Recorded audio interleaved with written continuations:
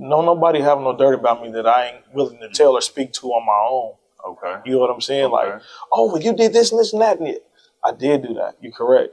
You know what I'm saying? But let he without sin throw the first stone. You know what I'm saying? So, yeah, you know, I did. It's nothing that I did, Sam, that I'm not willing to stand on as a man. There's no words that I've ever said that I can't stand on, or actions I've ever performed that I can't stand on. There's no thoughts that I've ever had that I can't stand on. If it comes back to me, I'm gonna stand on that. You know what I'm saying? Right, wrong, weak or strong, I got to do that because at some point in time, that's the image that I portray, so I have to answer to that. And so... Look both ways when you cross that street. Dot your I's and cross your T's. Measure twice, but cut once. Love life, live it up, bruh. Dream is good, do the work too. There ain't nothing you can't work through, and there ain't nothing I can't handle. There ain't nothing I can't handle. I look to the sky, and I thank God that I'm alive. I look to my wife, and I thank God she by my side. I've been through a lot, but I survived. It weighs on my heart from time to time, but there ain't nothing I can't handle. Peace, big love, big blessings, even bigger living, everything that come with it and everything in between. You are tuned in to Thinking Out Loud with Samuel David. It's just a conversation. And I'm your host, Samuel David. Make sure you like and subscribe to the YouTube channel, on all the socials, Big Sam 87, Samuel David Convo, and you will find the conversations that we have here in this space.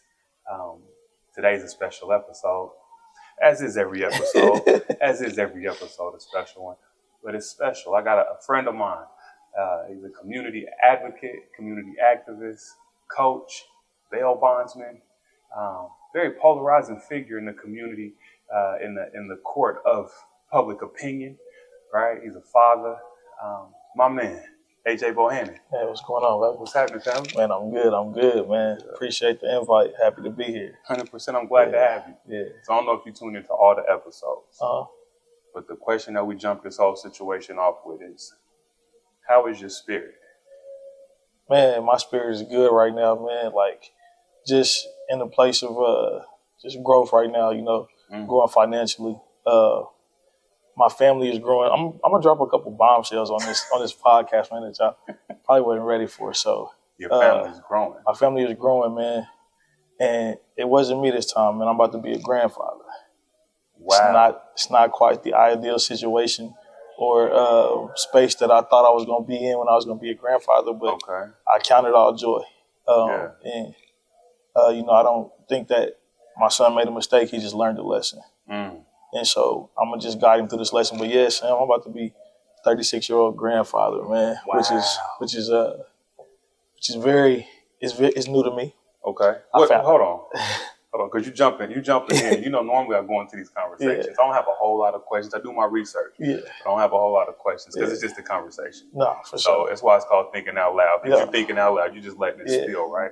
So let's take a step back, man. So when I say you're a polarizing figure, right, community-wise, folks know that if you're in our Wichita area, you know AJ's got a bunch of kids. Yeah, I do. You are a father of 13? 13. 12 baby mamas? 12 baby mamas. Wow.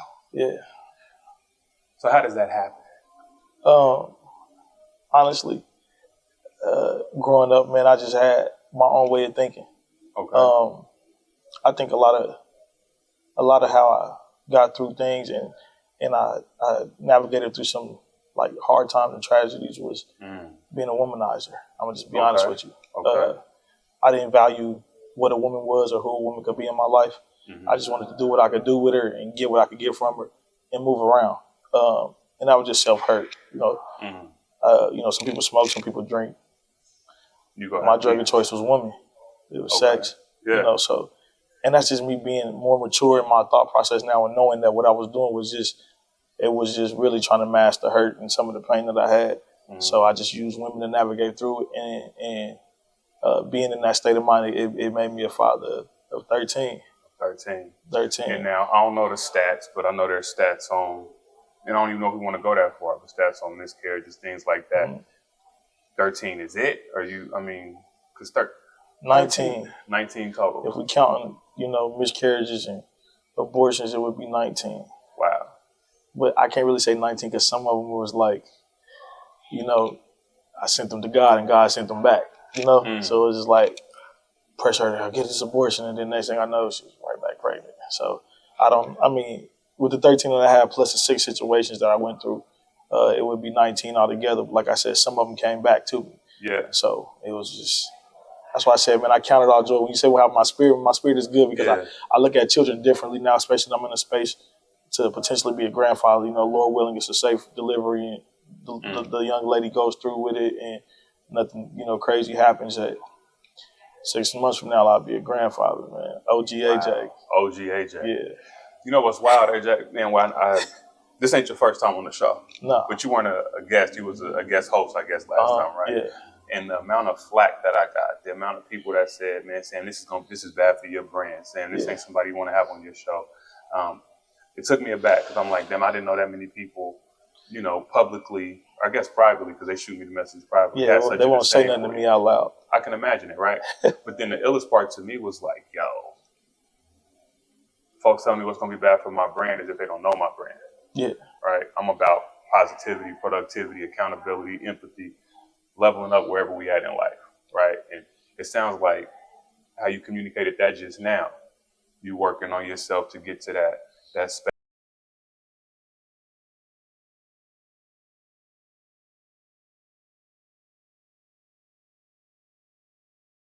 You set in your ways, you don't want to get out of those ways. You know what I'm saying? Just for instance, like a drug abuser, they might go to 2 or 3 different rehabs before it finally clicks, or they might go through a life-changing situation. Honestly, what it was for me is that I started to see the hurt that I was creating through the kids that I made. As my kids became older, just me being a father financially wasn't enough. Now I got to go to basketball game, I got to go to football game, I got to go to recitals. Yeah. And when I was running around, hitting all these chicks, making these kids, I wasn't thinking 10, 15 years down the road that, I got 4 kids in high school now. One of them cheer, 2 of them play football, one of them in a band. So school functions on Friday nights, I can't be 4 different places at once. Yeah. So now it's like, man, I got to elevate my mind to really think that the person that I was then when I created them can't be the same person that they need me to be when it comes to taking care of them. Because I can't be there for my kids and take care of my kids with the same mindset that I had when I made them. Word. So I had to evolve and really think about what a father looks like and what a man looks like. It take a lot of soul searching, bro. A whole lot. I mean, again, and I keep saying 13 because I got 2 myself. Yeah. And it took me 2 to realize, you know what? And I'm married 13 years. Yeah. It took me that to know I don't want no more kids. Yeah. So how do you find yourself not taking the precautions or being mindful to like, yo, I don't want to keep creating families. Yeah. I don't want to keep creating households, right? And you mentioned it even, you the way you grew up. Yeah. Right. So I guess it's a 2-part question. Even like, did you have somebody to show you like, yo, this is what a man's supposed to look like. This is what fatherhood is supposed to look like. Yeah, for sure. Like I was raised by my godparents, and he's a pastor. Okay. So growing up, man, I got it all. Pastor kid, huh? Your PK, man. Shout out to him, man. Pastor Charles Maxey, but that's my dad. My biological father really wasn't in the picture. Okay. And so I was raised by my godparents, even though I still had contact with my biological parents. My godparents raised me. Yeah. And it's just they sheltered me from a lot of things. And just unknowingly, I wanted to go jump into the things that they kept me from because I needed to find out what it was like for myself. You can tell, like, don't touch the oven, it's hot. But, man, how hot is it? Yeah.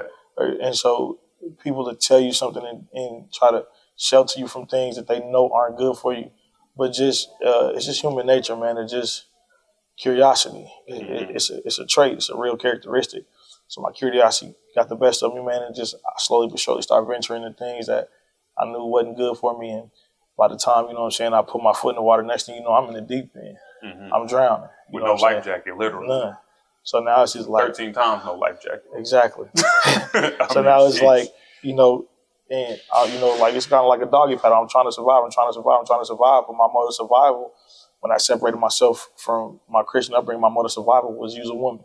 Okay. You know what I'm saying? So that was my mode of survival. Okay, I can put the apartment in her name. I can put the car in her name. She'll buy me clothes. She get food stamps. You know what I'm saying? So I'm creating all these different attachments based on what they could do for me. Yeah. And now I look up and I got, 12 different females doing 12 different things. But I got 13 kids out of that. So now it was like, okay, the first one, she might have put the apartment in her name, but now I gave her a baby, so she got to get her own apartment. So I can't have this apartment in her name no more.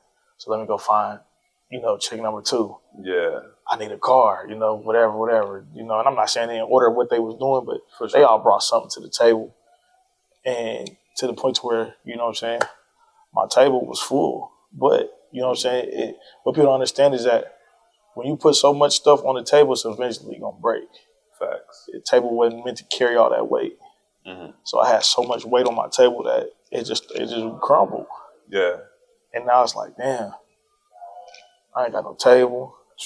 Everything I had on the table, I lost. Mm-hmm. So that's when I really got to the point where it was like, man, I got to really build my own table, but I got to have the right material. And when I build it, I got to put the right things on it. Mm-hmm. Got to have a little bit of faith, a little bit of honesty, a little bit of trust, because that's shit I wasn't even worried about putting on the table at first. Yeah. So it's like, I got to rebuild this table. I'm going to put the right things on it. So, yeah, it was rough. But like I said, that was just my way of navigating through my own misery, was just using women. Yeah. And honestly, that's something I'm proud about, especially now that I have 6 daughters. I couldn't imagine somebody doing to my daughters what I did to somebody else's. That's one of my questions even, right? Because I got a daughter. And I'm like, yo, they deserve the best version of us as fathers, right? The best version of us as men. Almost like, I want my daughter to have somebody like me or better than me. Exactly. When you think to yourself, your past, your history, even where you are now, reconciling with a lot of your history, your past, how would you feel if your daughter, high school age, ran into a nigga like you? I'd run him away. You know what I'm saying? Just because I knew what my intentions were. My intentions with, I'm not going to say none of my kids' moms, but my intentions with 10 out of my 12 kids' moms weren't pure. I married one, and I'm engaged to another one. You know what I'm saying? So I got engaged to another one. So 2 of them I had pure intentions, but the other 10, I didn't have pure intentions. And I was just out here, you know what I'm saying? So if you take a test and you get 10 out of 12 questions wrong, you flunked. So in manhood and in fatherhood, I was flunking.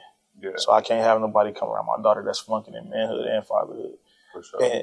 But another thing that I really take with me from just everything that I've done is I can't make up my kid's mind for them. Okay, what you mean by that? So I said, I'm about to be a grandpa.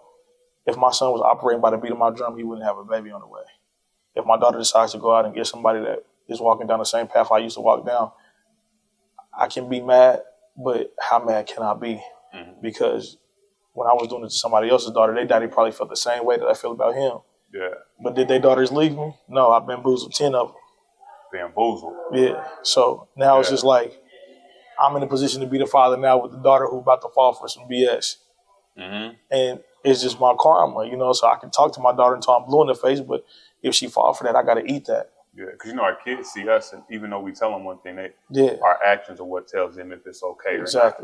Right? So when your sons see you, do they see yo, I see what Pops is doing now. Pops coaching, Pops in the community, but Pops got a lot of us, and we don't get to spend holidays together and all that. You know what's crazy, Sam, is I know this is going to sound crazy, but I'm a different father for my sons than I am my daughters. As fathers, I always say, we love them the same, but we love them different. Yeah. So I'm there for my sons, ride or die. I don't miss games. I don't miss that. But for the longest, it was hard for me to be with my daughters. I didn't know how to love a woman. You know what I'm saying? I didn't have really too strong connection with my mom. I didn't have no connection with my baby mamas. So it's my daughter is just a younger version of a woman that I just didn't know how to love properly. My son's just natural. My daughter's just never been like that. So, even to this day, I try, you know what I'm saying? I give my best effort into being a father, but it's just hard for me because I don't know what it's like to love a woman, you know what I'm saying? I was married, but I got divorced in a year and a half because I wasn't ready, you know what I'm saying? I didn't know how to love. And so, me and my sons, ride or die. My daughters, I have to really work for that. It's kind of like when you're in school, you might be good at science, but you suck at math, so you really got to put the time in with math because you don't understand these numbers. Like, I'm good at being a boy dad, but a girl dad, like, that shit ain't easy to me, you know, just because, like, I don't want to get it wrong, you know. Like, if I didn't get the relationship right with my mom, cool, I'm going to grow up and I'm going to get past that. I didn't get the relationship right with my baby mama, cool, but this is my seed. I created this young lady. So if I love her wrong, that's going to be her perception of what a man is. If I treat her wrong or if I do something wrong. So in my mind, it was just best to stay away. Got you. You know what I'm saying? Because if I don't show her nothing, you know what I'm saying, then she can't judge me for it. She can say, oh, you wasn't there, but yeah, I would rather not be there than to show you the worst version of what a man could have ever possibly be in your eyes. It's nothing really better than your best. You feel me? Because I think that's the challenge. That's where I was at. I was to the point where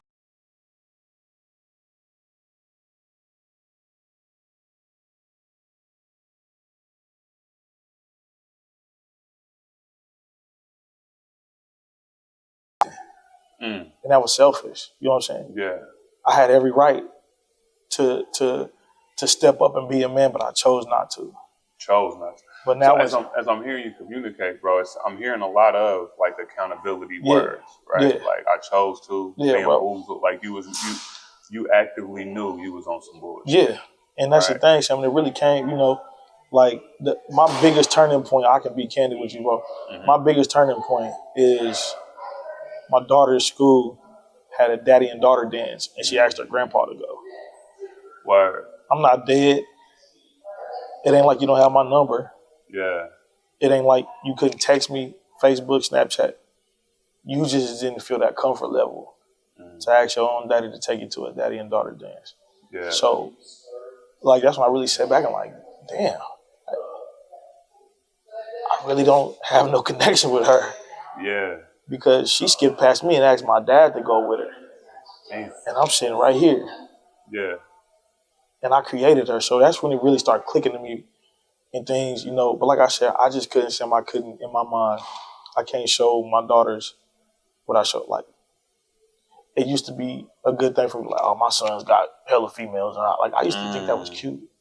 But that's not cute now because now he about to be a dad. So people, I mean, I get it, right? Because growing up, I mean, we grew up in the age of, you know, we born in the 80s, but we 90s babies. Yeah. 90s, 2000s babies, right? So I remember a lot of the language, a lot of the things given to young boys, young men was find them, fucking forget them. Yeah. Who got hoes, who got money, right? Like that type of language. Yeah. So it's a lot of unlearning, unpacking, breaking down that piece of it. But when I'm hearing you explain these things, it's like you felt or you recognized you had more than just a society piece putting on you. Yeah. Right. You had some baggage, some trauma. Yeah. Right. Some bad learnings that you had to unlearn or walk through. Yeah. So when you think to now, especially as a father now, your kids is what's the age range? I had 16 down to 1. Age 16 down to 1. So somebody was like, this nigga got X amount of kids, some in high school, and I still want to have some babies. Yeah. I think the illest part in that too, though, is like accountability on the other side. Yeah. It's not just a you thing. You own it. We the men. Yeah. Men, we lead this whole thing, right? Yeah. But I think there's some balance in recognizing, like, yo, the ladies in your life was making a decision to still be with you. Yeah. You must got a cold mouthpiece. So this is the thing, Shan. I'm gonna be honest with you. I don't really see no as an answer. It's probably just like a not right now. You know what I'm saying? It's like, no, I want to talk to you. Okay, well, she's just not ready right now. I'm going to just spin the block. You know, that was my mentality. Like, I'm going to just be honest with you, bro. I ain't never, and I'm not saying this to brag, but I ain't never wanted something that I couldn't have. Okay. And that's not just women. Mm-hmm. You know, like you said, I done had a club. Mm-hmm. You know, so I started a business making phone cases. I done sold dogs. I done, you know, the bondsman company.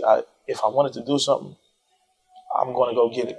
Right. I'm just a person that I don't let things in front of me never be behind me. Mm. So I'm never going to, because if it's in front of you, I'm constantly chasing it.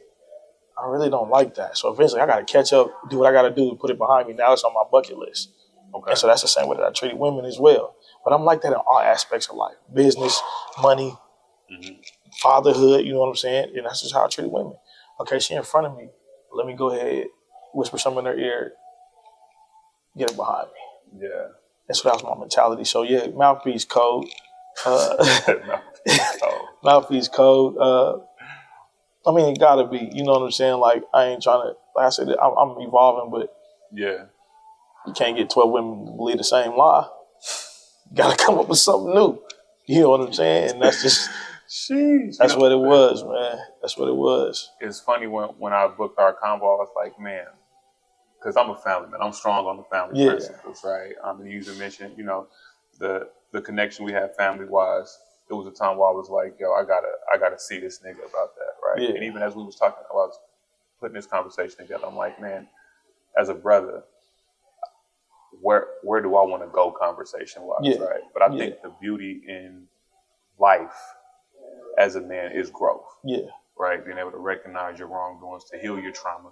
It's an ongoing thing, right? And some would also recognize as brothers, we don't always have the safest space to heal our trauma. Most certainly. Right? Recognizing that, what brought you to the point of like really reconciling with the old AJ and moving towards being a newer man?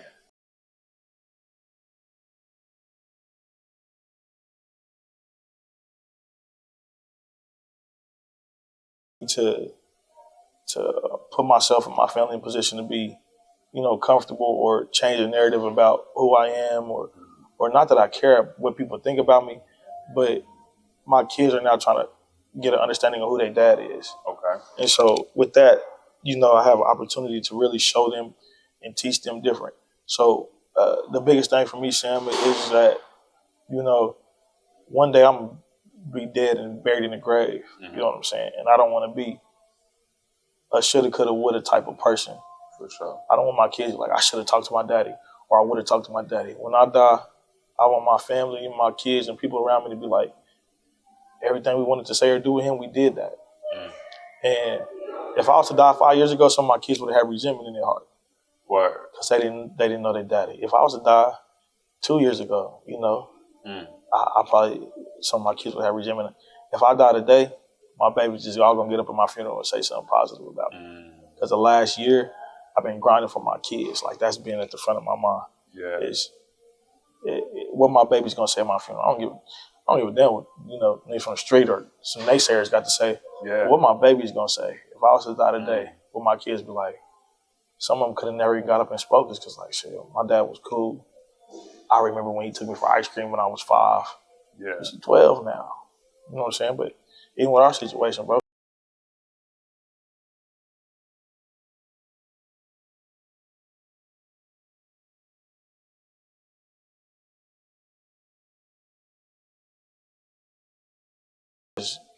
Some of my kids in general. And it's crazy because people always say, oh, Mario Deuce is your favorite, but it's not that they're my favorites. It's just those are the ones that I had access to, you know what I'm saying, the most. Because some other baby mamas, like, you know, like you said, I told them lies. So when the lie turned out to be a lie, what they thought was a truth turned out to be a lie, they took them out of the equation and the kid. Yeah. And so, you know, inadvertently, I couldn't have a relationship with the kid because I didn't have a relationship with the mama. So what is that like, though, right? Because even in the reconciliation of all of it, right, coming to terms with who you are, and that's a work in progress. Yeah. It ain't like you just, I'm sure one of your baby mamas might see this like, this needs to still be on that bullshit. Like, for sure. Like, I can tell you the two that's going to feel that way, but well, this is... But people, though, that don't... I'm not going to say that now. I'm just saying, in my mind, I know that two of them would say that, but it's because even with me, you know, growing mentally and putting myself in a different headspace about being a father, bro, sometimes space is needed because I can't satisfy 12 different women. Yeah. But if 10 of them is cool with how I'm moving and 2 ain't, well, I just got to keep going. Okay. And because sometimes people are hell bent on holding you in a space where you used to be. You know what I'm saying? Okay. Like, they don't want to see you grow because now I can't argue with him no more. Yeah. I can't talk to him crazy no more. He talked back. You know, I can't disrespect him no more. Or he, what you mean? You don't want to talk to me now?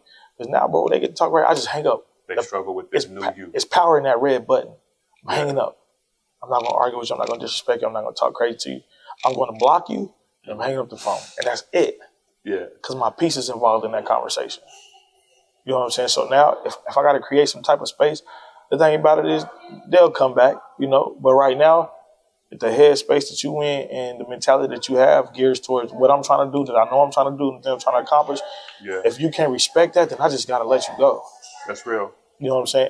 And so with that piece, even right, because I know even we could stay on the kids forever. Yeah. Because I think that's something. You know what I'm saying? So the last thing I will ask with the kids, how do you feel, right?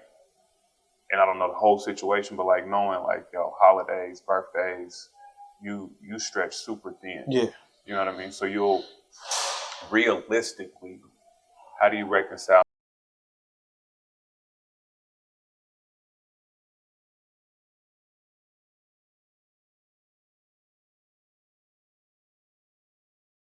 Dr. Sanders, I do my best, I let God do the rest. Okay. I can't be everywhere at once. I can't satisfy everybody. I can give you the best that I have. Word. And if I know that I'm giving my best, I gotta be okay with that. You know what I'm saying? It's going to be times where I can't be everywhere. For Christmas, is everybody going to get a gift? Yeah, but is everybody going to get it on Christmas? Probably not. Okay. I might do Christmas Eve, Christmas Day, and I might see you on the 29th. Yeah. You know? But I'm going to make sure you get what you got coming. But just different, you know, it's just different lanes, but the same destination. Okay. So I'm going to still try to be the best father I can be. But none of my parenting communication, lines of communication are the same. You know, this might be a straight road. I'm gonna have to go up this hill, down in the valley, around the corner. Mm-hmm. But my destination is always the same. It's just different paths. So right now, it bothers me that my kids will never get, none of my kids get the same version of me. Word. And that's just because, for one, in relationship with their moms, you know, and not to bash none of my kids' moms, I got respect and love for all of them. But some of the relationship with their moms make it hard for me to navigate as a father. But then other ones is just situations that I created. Mm-hmm. You know, I can't say that's all on their moms because their mamas is listening, but I was the one doing the talking. So some of the stuff that I said and did put me in a space to where now it's like, oh, you want to be with her? Well, nigga, I thought we was doing something. Yeah, master manipulator. Yeah, so now it's like, oh, so what you said wasn't true? Well, watch this. Now it's my turn to play with you like you played with me. Mm-hmm. And I can't knock them for that. Yeah. So, you know, I just, like I said, I do my best. I let God do the rest. I know I said this was the last question about the kids, but man, as I'm even listening more, I'm like, yo, 12 different baby mamas. I know there's some daddies out there that don't like you. There's some brothers out there that probably you got ill relationships with. Yeah. How do you navigate man to man, right, when it comes to speaking with grandpas or speaking with brothers or speaking with stepdads? You know what I'm saying? Like, what's that like? Man, my biggest thing, so I'm gonna be honest with you. So like some of my baby mamas, and I know this is gonna sound crazy, but I didn't want to talk to a girl who had a father figure. You was a shiesty nigga. Because I didn't want that pushback. Okay. You know what I'm saying? So like probably my baby mamas, I got 12 of them. 3 of them probably come from a 2-parent household. Okay. You know what I'm saying? And I don't even think it's 3. I think 2 of them come from a 2-parent household. Word. But that was part of my thought process. You know, either their dad was not in the house, their dad had passed away, or they had a stepdaddy, and you can't tell me nothing. Ain't even your daughter. You know? And so that's just what I was on. And like I said, I know it sounds crazy, but we having a conversation. We having a real conversation. So that was me. You the apex predator. Yeah.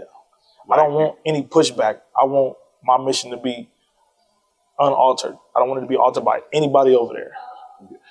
Okay, so intentionally removing those factors out of the space. And I know you for a long time. I know you got a solid friend group. Yeah. None of the homies be like, hey, you tripping. Yeah. Or holding you to the fire there. Yeah, but I think some of my homies is a lot of them street niggas. Okay. So, bro, you can't preach to me. You can't sweep around my front door when you got dirt on yours. You know, so you might not be using women, but you ain't doing no better doing what you doing. So move around. We ain't got nothing to talk about. Word. You know? Like, yeah, you might hate the fact that I do this, but I hate the fact that you do that. So are you going to stop? Oh, no, you're not. So neither am I. So let's keep it pushing. So let's go get dressed. I'll meet you at Doc Howard's in an hour. You know what I'm saying? That's what I was on. Yeah. Because you can't hold me accountable, bro, when you're not holding yourself accountable. And now thinking back, I wish I would have listened. But the young me, bro, don't tell me nothing about what I'm doing. Yeah. Like, how you gonna preach to me, I think, when you need a sermon? And that was my mindset. That's real. So, yeah. But now I see you. Now I look back and I be calling like, hey, you was right, because she's crazy and I did not need this baby. You know, people talk a lot about polygamy and relationships and whatnot. Yeah. And again, I've been married 13 years. Yeah. I could not imagine trying to juggle that much. Yeah. Like that many different emotions, that many different mindsets, that many different, any of that. Like that's true. It's not even it used to get. I don't let it get to me no more, Sam, because the biggest thing that I have learned, and I know it's going to sound bad when I say this, that I can't force you to like me or love me no more or less than what you already do. So if you love me a lot, then I got to feed off of that energy. If you don't love me at all, I got to feed off that energy.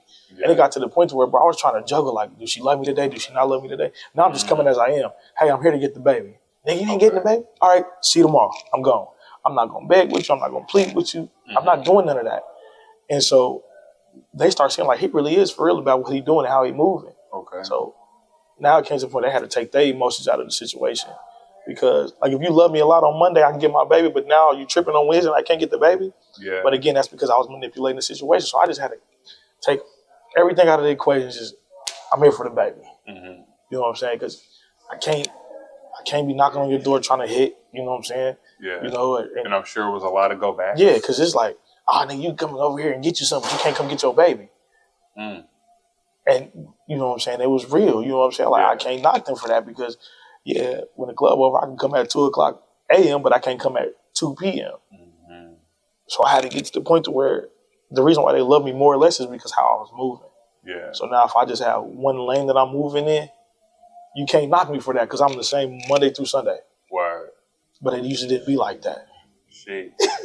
Man, you was a cold piece, bro. Yeah, man.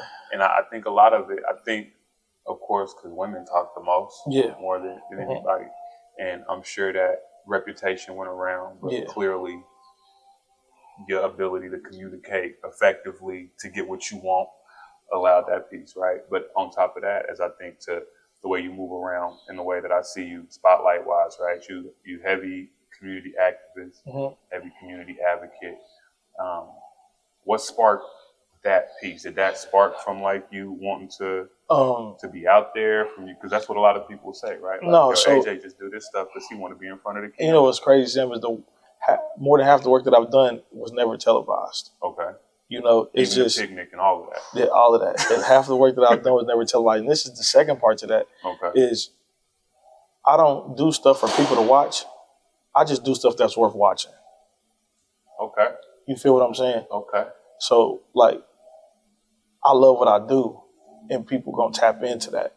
It's like you were rapping. Like, you rap and make a song, everybody ain't gonna listen, but there's a select few that understand why you do what you do. 100%. And you know why you do what you do. Your heart is pure. You put your thoughts and your emotions onto that pen and put it into that microphone. And when you put it out there, people gonna listen. Word. Because it's a sound.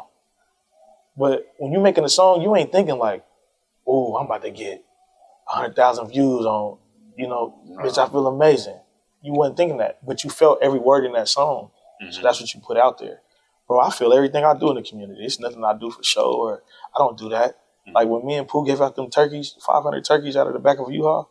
Yeah. Bro, we paid for those. That wasn't donated. That wasn't given to us. We did them back to school. We don't have no 501c3. Bro, that's out the mud. Yeah. You know what I'm saying? Why would I pay all that money to give back to my community just for recognition? I could make a post for free and do that. You feel me?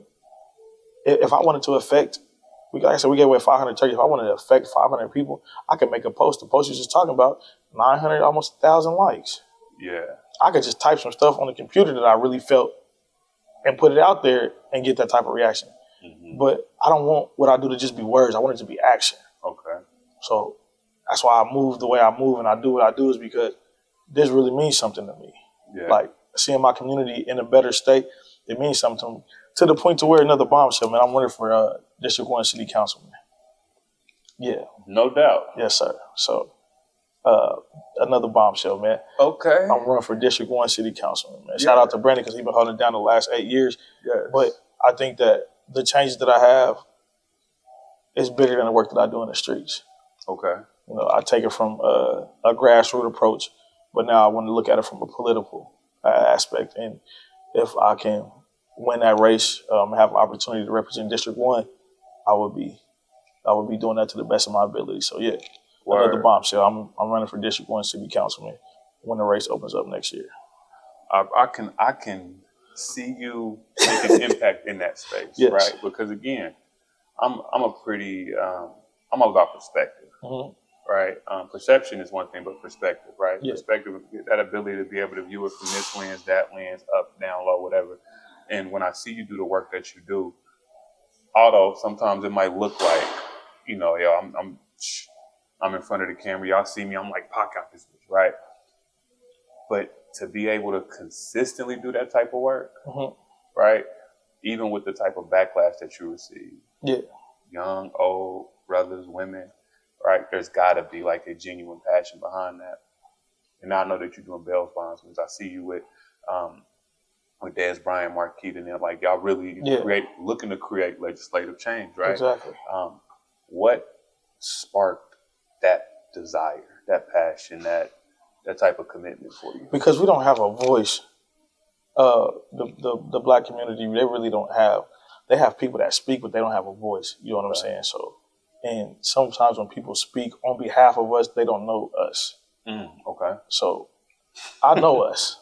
You know what I'm saying? Like I've been, like you said, I've done all this stuff in the community all these years. I got the pulse of the African American community in Wichita, you know, the North Side, the District 1. I have the pulse. I know what the pulse of that is, so I can speak to that. I can speak for that, and I feel comfortable operating in that space. You know, some people would come and do events over on the North Side just for the numbers. Like, oh, let's go do a back-to-school drive and give out these backpacks and make sure they sign up because if 500 of them come, we get a kickback on this grant. Word. Sam, I've never got a grant. I've never had a loan. I've never had any of that. So it's crazy because people are like, oh, he do that for the cameras. But if you take the cameras away, I'm still doing the work. I go to work every day for a nonprofit with no cameras. Yeah. That's my 9 to 5. That's my mission. The name of the company is Cure Violence. That's what I work for. You know what I'm saying? That's what I do on a day-to-day basis. I don't care about the cameras. Half of the stuff that I did, Sam, we just post them on Facebook about, oh, we're going to give away turkeys. Yeah. People from the news inbox me. I don't reach out. I reached out to one time, and I can tell you, my honest to God, I reached out for a camera crew. Is when we did the march because I was scared somebody was going to shoot, and I know if somebody shot me, it was going to be on camera, so I didn't have to worry about that because ain't nobody doing no assassinations on live TV. So that was my form of security. Hey, can y'all come and cover this march? Because I said, don't mark me, okay? Okay. Because I was scared. I ain't gonna lie to you. I had a bulletproof vest and everything. I was scared. So I'm like, all right, if the news is there and they see all these cameras, they probably ain't gonna shoot me on live TV. Yeah. So that's the one time that I did that, bro, and that was out of fear. That wasn't out of publicity. That was for my own. That's free security. You know. And so but other than that, bro, I don't reach out to the news and stuff. I can show you my inbox, people like, hey, you got anything coming up, any events, and we'll do this. No, because what I do is worth looking at. You know what I'm saying? It's worth watching, it's worth reporting because this is somebody that's really doing something genuine. And you know what's crazy is, bro, I do all this stuff for the African American community. And that's where most of the backlash comes from. Oh, trust me, I know. I've been on the other side doing different situations, and I've been called a coon. Come on, Uncle Tom, like my inbox, all types. So I can only imagine. And people love me. Yeah.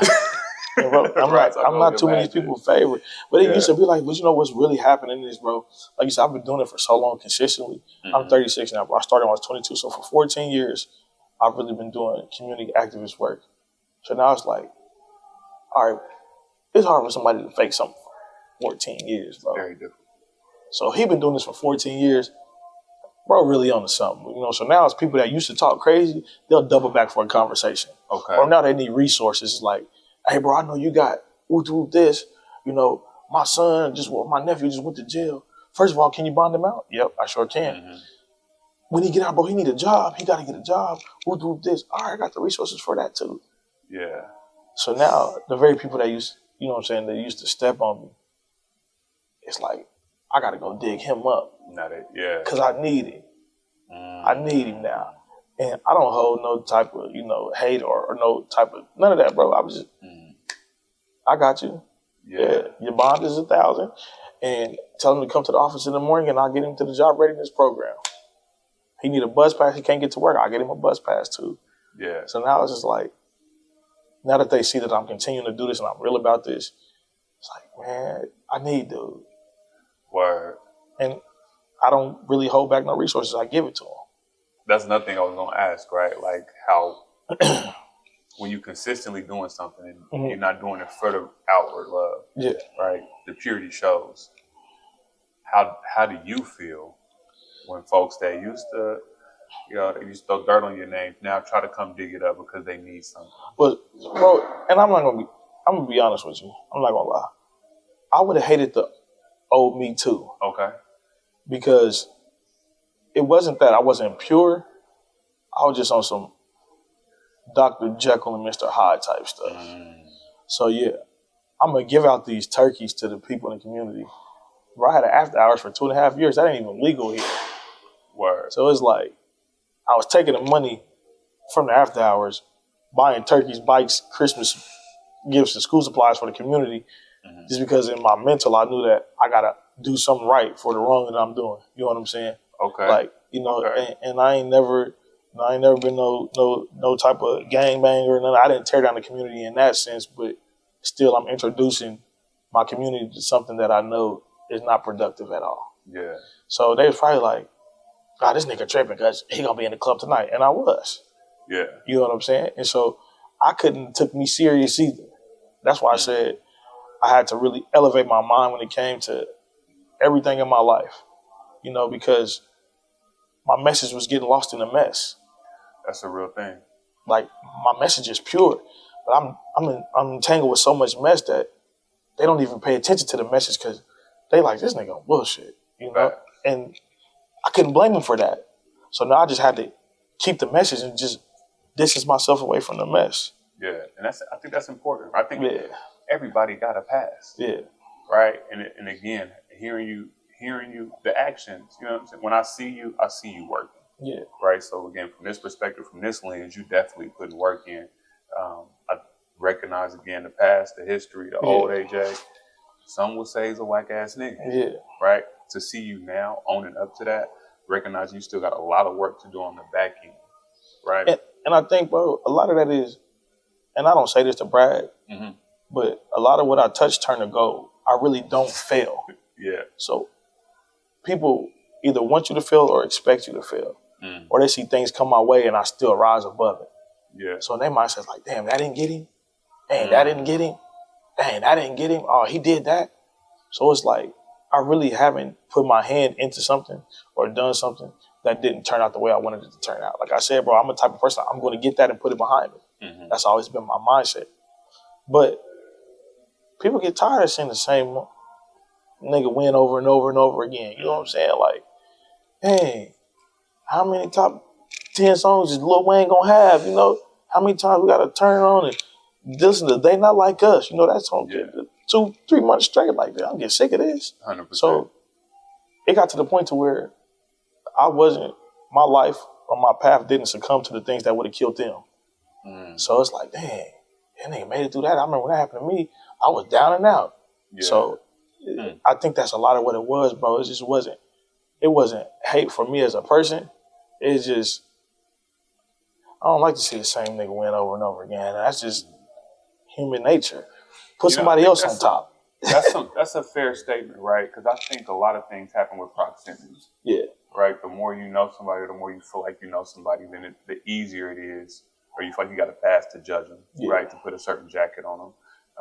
Because if you were doing these things in a bigger space, right, where you weren't as closely connected, 13 kids, you connected to everybody. Yeah. But all jokes aside, if you were in a space where you weren't as closely connected to the community, relationship-wise, to individuals, the work will look way different to people, right? And I often think about every winner has a past. I think to and I'm not even gonna jump it up in there, right? When I think to like a Malcolm X, right? Like, bro, you know, he had a history. Yeah. And if people would have judged, and only if you was to die in your past, your history wouldn't allow it. Yeah. And, I mean, your future wouldn't allow it. And you walking into the future, obviously with the decisions that you made before, right? But consciously recognizing, okay, I'm gonna level up, I'm gonna do better, I'm gonna do better. And then hearing, you know, everything I touch turn to gold. I think some of us are truly like anointed. Yeah. Some of us truly have this thing. You can't lose. You can't.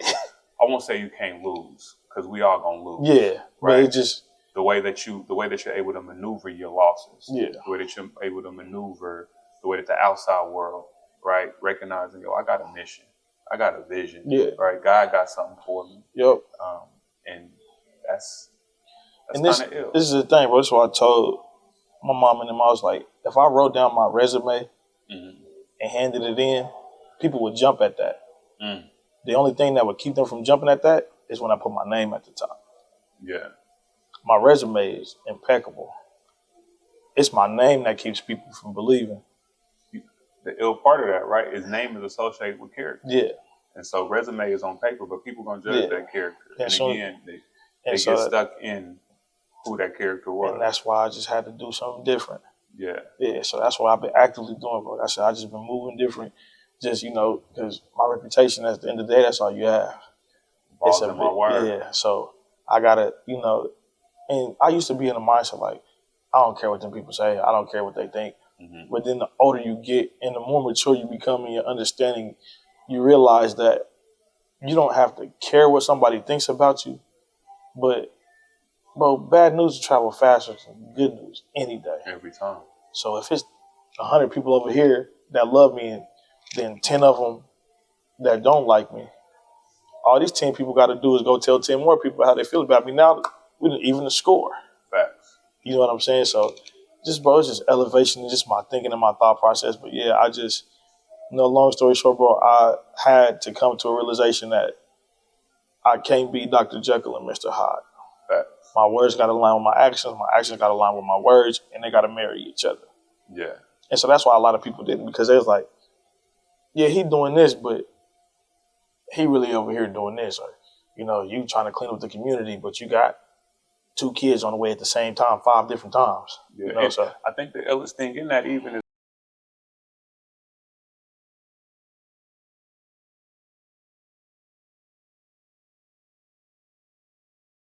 that's who you're working with. Yeah. Right, that's who you're working with. So you have to be able to maneuver, manage, recognize, invalidate, even in some cases, right? Like I say, you know, I can't be out here preaching type of shit I write about in my music, type of conversation we have on here. Yeah. If my home life is trash. Yep. You know what I'm saying? If I'm not taking care of my kids, not taking care of my wife, I can't talk about family life and not be about that family life, right? So I think it's a fair judgment is judgment. People gonna judge, niggas gonna judge. But I think it's understandable perspective-wise to see why folks would be like, this nigga is trash because he trying to save the community, but he got all of these kids, all of that, right? But then the other piece of that is your personal life. Ain't nobody business. Yeah, and see, the community is receptive to the changes that I'm trying to make. Yeah. Sometimes my baby mamas wasn't. You know what I'm saying? So like, I mean, I ain't even try. I say this in love, but yeah, bro, I could have took a turkey to my baby mama's house. It was like, nigga, bye. You know, but I was able to give out 500 of them to the community. But I couldn't have went to all 12 of their houses and gave them a turkey because we're not even on that type of time. That's why I said I had to get a point to where my family morally and consciously meant just as much as my community. Yeah. You know what I'm saying? Because I wasn't to the point to where it's like, you know, just it's almost the same. Like I'm doing for the community and I got a couple of naysayers, but I can move around that. So it's like I can do for my kids, but if my baby mamas or their family or whoever is naysayers, I didn't want to maneuver around it. I just threw my hands up and walked away. Yeah. And it's not productive. And it's not productive. So I had to come to a point of like, no matter who or what comes my way, I can't say I'm doing for the people on the outside of my house. You know what I'm saying? When the people that's quote unquote on the inside of my house, I can really turn a blind eye to and be okay with that. Yeah. And so it just wasn't working, bro. It wasn't working. So let me ask this, because what I'm hearing through this conversation with you, bro, is a lot of growth, a lot of transparency, a lot of candidness. So you say two things you dropped on here, right? You're about to be a grandpa, and you're running for District 1. I think in both of those situations and those you about to have a lot of your past thrown in your face a lot, right? Whether it be from, if you believe in the karma thing, right? The energy you put back in the world gonna come back to you tenfold with that grandbaby. You know what I mean? With whatever situation your kid go through as they become a parent, hopefully they able to break some of them cycles. You feel me? Because you without beating it up, I mean, you gotta own that you created a lot of cycles that now have to be broken. Correct. I mean, now have to be corrected. But then running for District 1 in politics ain't no secrets.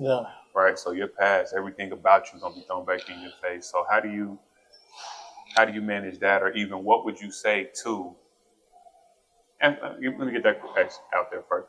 How do you manage knowing it's all about to regurgitate? And now I gotta maneuver through grandpa, karma, District 1, politics, karma. So I'll speak to District 1 in politics, bro.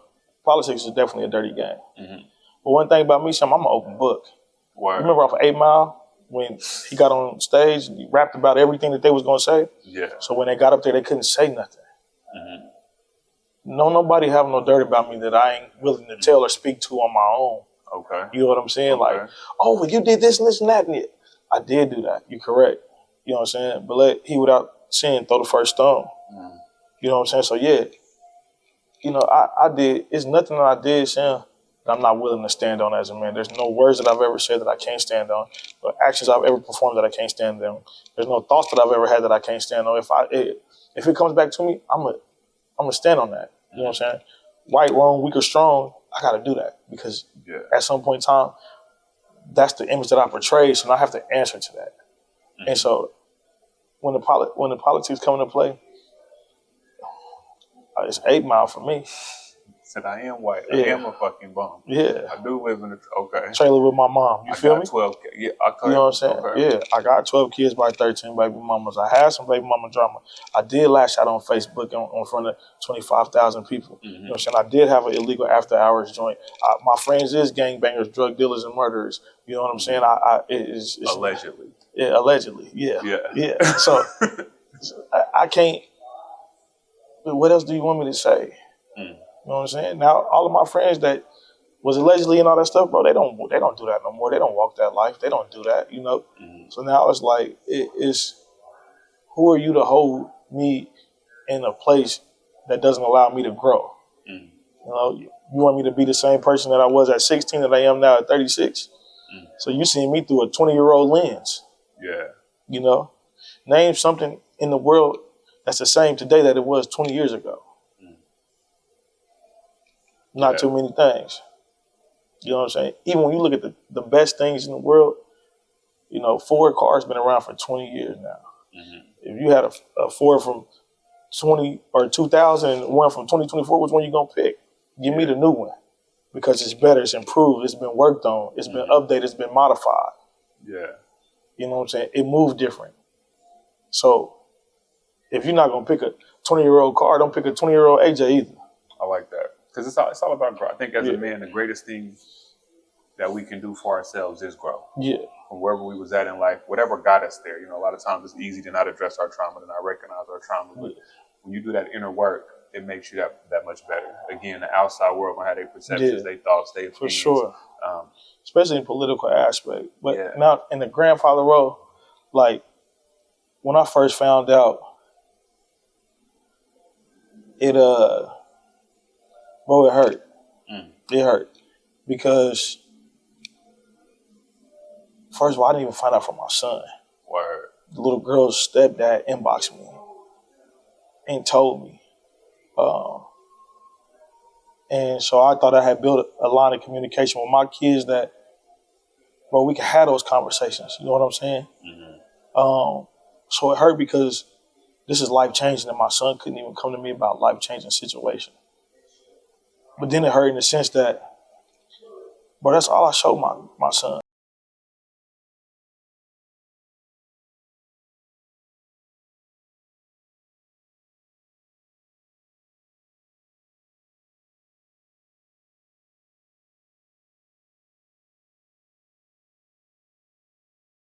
would affect other people around me. 100%. I wouldn't even take it back for my own personal gain. I would take some of the actions and the words that I had, I would want to take them back because of the residual effect that it has on my children. Mm-hmm. You know, and one thing that I did, man, is I flaunted women in front of my sons to the point to where they glorified that. And they thought it was cool because my daddy do it, so I do it. And so now it's to the point to where, bro, my son is one of the top football players in the country. Mm-hmm. But now you got some baggage that you got to take with you wherever you go. Mm-hmm. And, you know, you about to walk into an area of life where I can't hold your hand. You know, I've tried to keep you as innocent and as preserved as long as possible. But now you took that step into manhood, so I have to allow you to experience manhood at the age of 16, when I really didn't want you to experience it until maybe 22. Yeah. When you walked across the stage, are you a man now? You got a college degree. So now you're on a 6-year premature count on what a man is. You know, so, but I can't fault nobody but myself, bro. The biggest thing that I've learned from the situation, I've only been on for about a week, but one of the biggest things that I told my son, I went off on him at first. I'm not gonna lie, I cussed him out. That first night I was pissed. But I can't not expect my son to do the things that he saw. When you're in Rome, you do as the Romans do. So yeah, he laid down in that bed and he made that child, but he was only portraying what he saw his daddy do. And that's my oldest son. Mm-hmm. So he saw 12 after them. Yeah. So how mad can I be? Dude, that shit hurt, bro. That shit hurts, Sam. Like, it hurts, bro. But how mad can I be for him doing the only thing that I've really showed him when it comes to a woman? Mm-hmm. Mm. I ain't never showed him how to love a woman. Yeah. I never showed him how to treat a woman. Told him how to lay him on their back, knock him down, and move around. Yeah. So now that's what he's done. So was I happy about it? Hell no. You know what I'm saying? I ain't even gonna lie to you, bro. I tried to talk the girls' people out of the whole situation. The first day, just because selfishly I didn't want my son to be baptized into manhood prematurely. I didn't want him to jump into that pool because you don't even know how deep it is. So I know you're not gonna survive. I got a line on one of my songs where I say, my only hope in this life, as I write, is that the fruits of my labor stay right in spite of my past actions. May my transgressions never fall back on my seeds. Yeah. Right? And I think that's why I asked the karma question. Right? I don't know that. I think no matter what, our kids are a true reflection of our best selves. Yeah. As well as everything we show them. Sometimes they grow up in resentment of who we are, and in some, proud of who we are or what we show them. I want to ask this question, this recognizing, you know, the grandbaby on the way, so in a space you have this opportunity, but 36-year-old AJ, what would you say to 16-year-old AJ, knowing all the things that you've learned, right, everything you've experienced? Man, honestly, Sam, the biggest thing that I would tell me is I would have sought some help. Because hurt people. So, like I said, but I never really respected any type of woman in my life just based on I wasn't raised by my biological mother. Okay. So growing up, it was always fuck women. Because if the woman that brought me into this world didn't care enough about me to keep me, then how can anybody else care about me more than the woman that brought me into this world? Not knowing that's just my selfish thinking, but from a broader perspective, I have a woman that was placed in my life, my godmother, love her to death, that was really trying her best to be my mother, but I had so much resentment, I never allowed her to be. Yeah. And then when my biological mother came around, I couldn't even let that relationship organically blossom because You've been gone for 14 years. Fuck you. So I hated the women that tried. I hated the women that came in late. So then every woman after that, bro, they got all that backlash. You know what I'm saying? So, shit, bro, I grew up hating women. Yeah. You know, to the point to where, shit, I took all my pain out of them. Just fuck them. You know what I'm saying? And, bro, I would have sought some help. Bro, I grew up a sick individual concerning women. Like, bro, the stuff I did was, bro, it was fucked up. Word. You know? And that's why I had to call my son. Because, bro, I can't fault you for that. You know? And like my biological mother, these last 3 or 4 years, I've been trying with her. You know what I'm saying, bro? I carried that shit till I was damn near 32. You know? And so for 32 years, bro, I didn't give a fuck about no woman. I just internalized that pain, bro. But if I would have got some type of understanding at 16, bro, I would have been cool. You know what I'm saying? But I didn't. So if I was to talk to the 6-year-old me, like, it's not popular for black men to seek help. That's real. You know, that's not the cool thing to do. You know, it's not. Shit. That's why now accountability as a 16-year-old wasn't what I wanted to do. But 20 years later, I can have that accountability, bro, and really say that. Shit, it was me. Yeah. I wanted to blame everybody else. Bro, it was me. And now I got to take that it was me mentality and put it into everything I do in life, bro.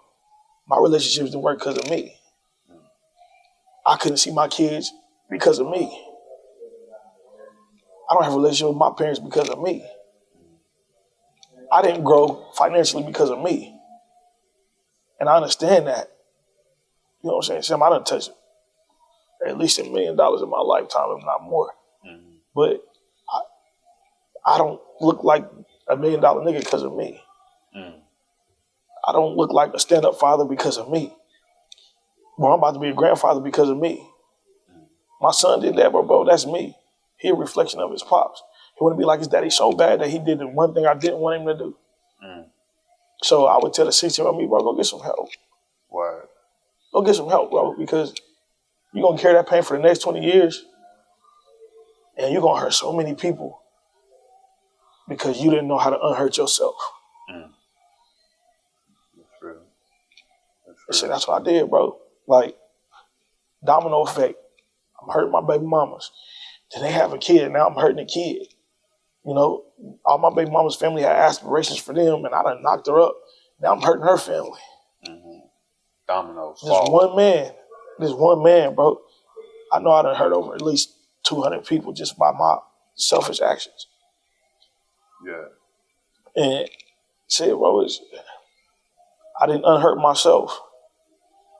I was walking around damaged, but I didn't portray that hurt. I used that hurt as fuel to hurt others. Oh, you got some money. What your mama and daddy do? What your mama do? Oh, you got a job. What's up with these J's? Oh, yeah, I can be a boyfriend, do whatever. Next thing I know, I got a baby, so I moved to the next one. And I was going around just creating broken homes and damaged relationships. Yeah. And shit, bro, I just didn't unhurt myself. So I would definitely tell the 16-year-old me, bro, go get some help. Because what you going through right now, you're going to have to carry that shit for the next 20 years, and you're going to hurt a lot of people if you don't fix this right now. Yeah. And I did, bro. I hurt a lot of people. And now, like you said, the karma, bro, that hurt is coming back on me.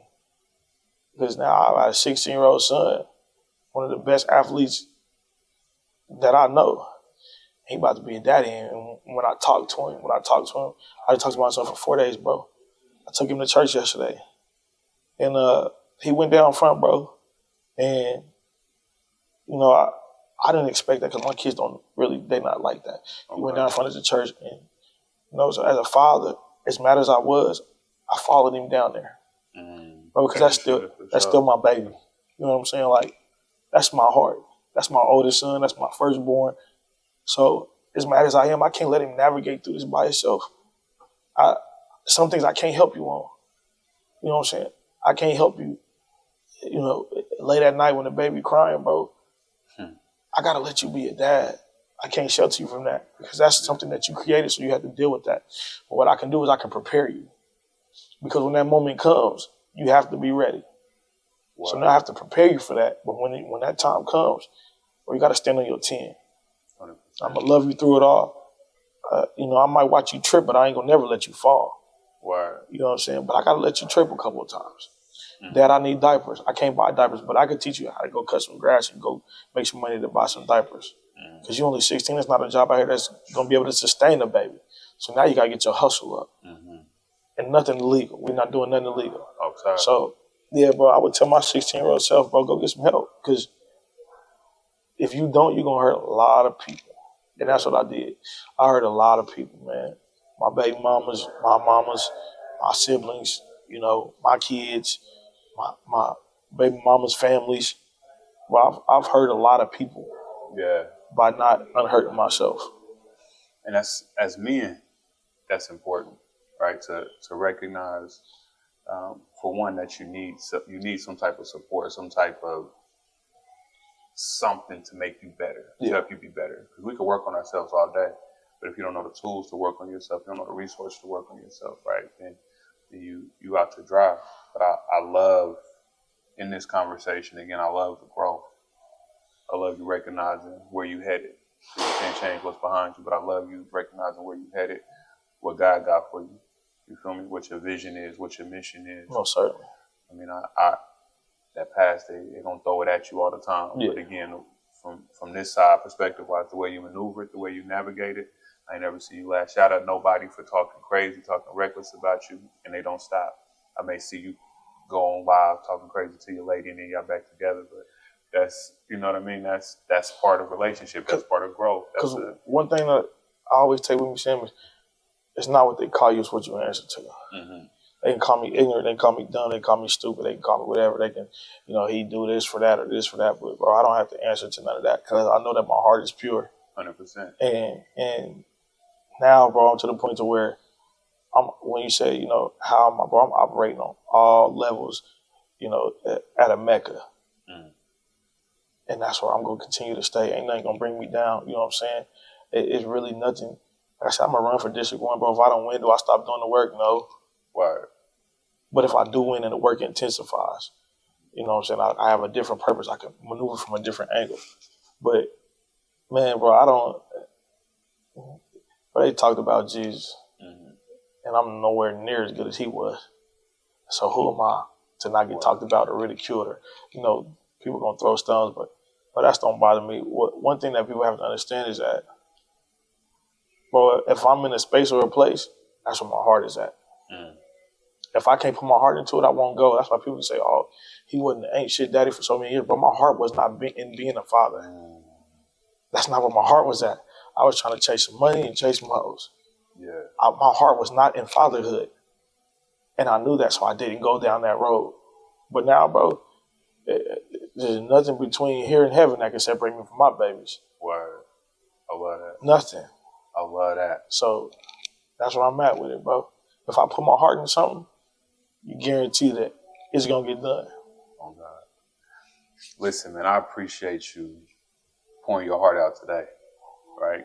Letting me into your world, thinking out loud with me, right? Sharing your growth, how you address the naysayers. And I'm prayerful, I'm hopeful, and I'm confident that everything that your heart desires, positively wise, productive wise, you're going to get it.